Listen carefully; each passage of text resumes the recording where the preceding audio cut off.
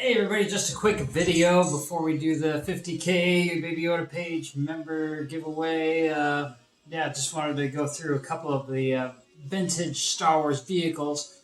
This is just kind of the start to it. I've got quite a few more that I'm going to go through. I'm going to go through the Millennium Falcon, Imperial Shuttle, a couple other ones. But first I wanted to get into the Imperial TIE Fighters.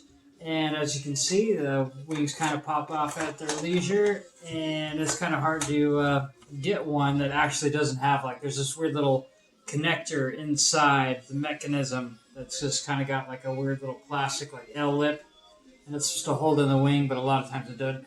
And before I actually busted these out, I never even tested them to see if like their mechanics still work, because they're battery powered, but the battery power only, there's like a little light in the front, and then there's a little noise that they make. There's like a weird little motor inside that creates their laser sound.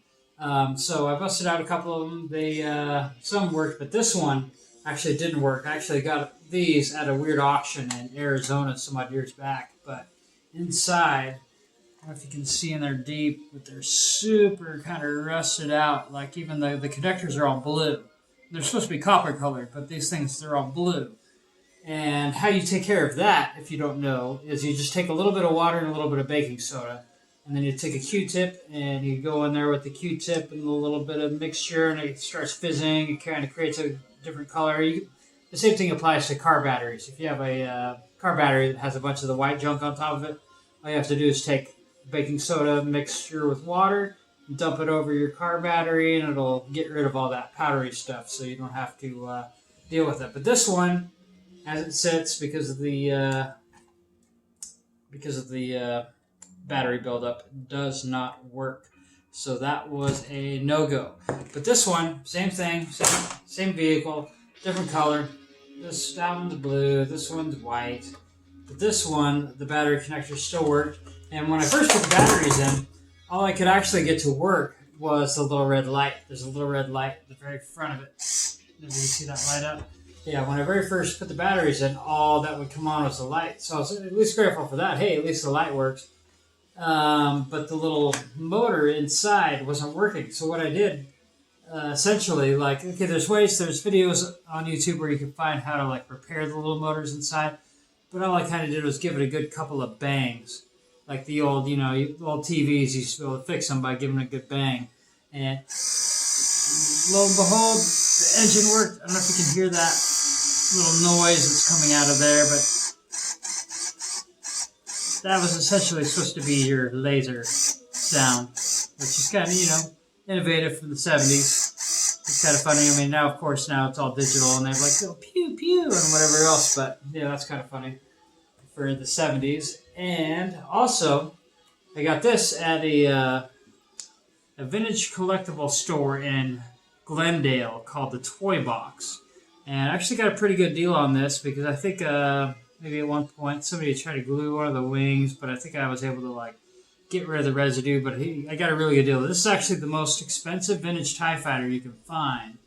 And I think I picked it up for like $60, but loose it goes for about $200. In the box it's like $300. But this was pretty cool. It makes a little different noise than the other one when you push the button. It's kind of more of a squeal, squeal, squeal, kill me already, kill me, it's a squeal. But yeah, so that's the sound that this thing makes. But this was actually one of the more awesome of the TIE Fighters, of course, because it has the angular wings instead of just the regular TIE Fighter solar panel wings. But I always thought that this was, I never actually thought that I would get one, because they were so expensive, and I was never willing to pay the money that this thing is worth. But luckily the guy at the Toy Box there in Glendale hooked me up with a good price, and I got that. So yeah, squeal. And lastly but not least, we're just going to keep this a short one. I have the Rebel Armored Snowspeeder from Empire Strikes Back, and this was actually a cool vehicle. I'd never put batteries in it until just yesterday. I finally put batteries into it. I didn't know what it did. And actually, these laser parts here light up, and it makes its own noise. And when I first, same thing with these other ones, when I first put the batteries in, the lights were going, but the noise wasn't happening.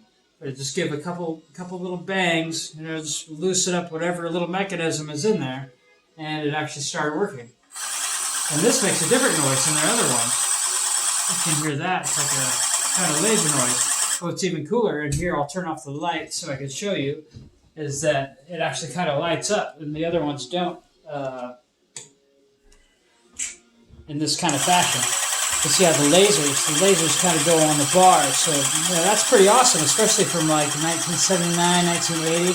That was a really cool feature that they put in there. And it, definitely made anybody's Empire Strikes Back play a whole lot better at the time. But yeah, just wanted to show you that, and make sure to watch out for the 50K member giveaway. I'm probably going to do that video tomorrow because as it sits, we're just on the cusp of 50K members for the Baby Yoda page. And I will be doing the giveaway video. So watch out for that, and I'll talk to you soon. See you later.